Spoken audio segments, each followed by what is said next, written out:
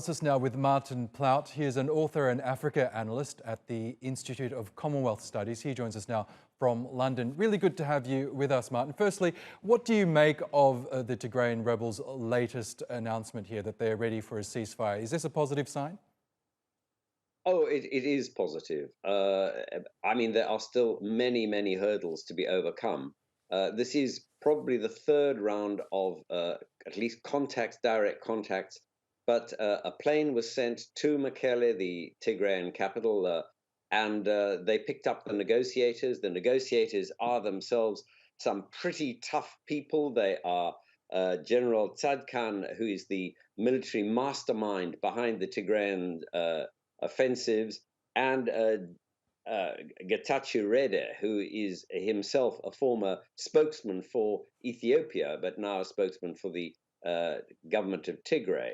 And on the other side, you have Redwani Hussein, who is the Ethiopian ambassador to Eritrea, and he and his other negotiator on the Ethiopian side are real hardliners.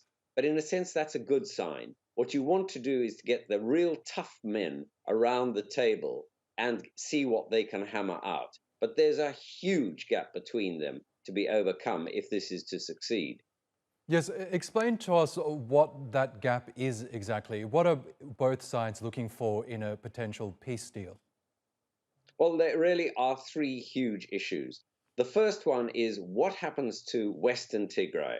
This is an area that the Tigrayans say belongs to them according to the Ethiopian constitution. The Ethiopian government says, well, it's Western Tigray and it actually belongs to the Amhara, and the Eritreans are determined, don't forget the Eritreans have been part of this war right from the beginning, that this should not be controlled by the Tigrayans because it would give them access to Sudan and potential access to supplies of military equipment and other material.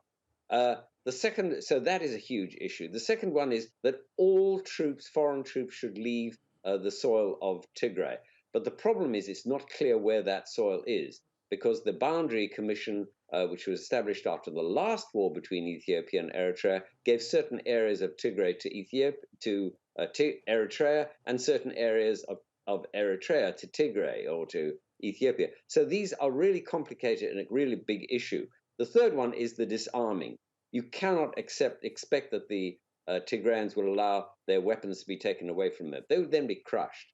And the final one, of course, is that there needs to be a complete openness of the border so that equipment can flow in, aid can flow into Tigray, and banking, the people can be paid from the government funds, which they are rightfully theirs. No salaries have been paid for months.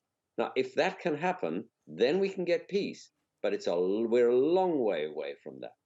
Sure, sounds like it, and we'll see how the Ethiopian government responds to the Tigrayan announcement. For now, Martin Plaut, a pleasure as always. Thank you.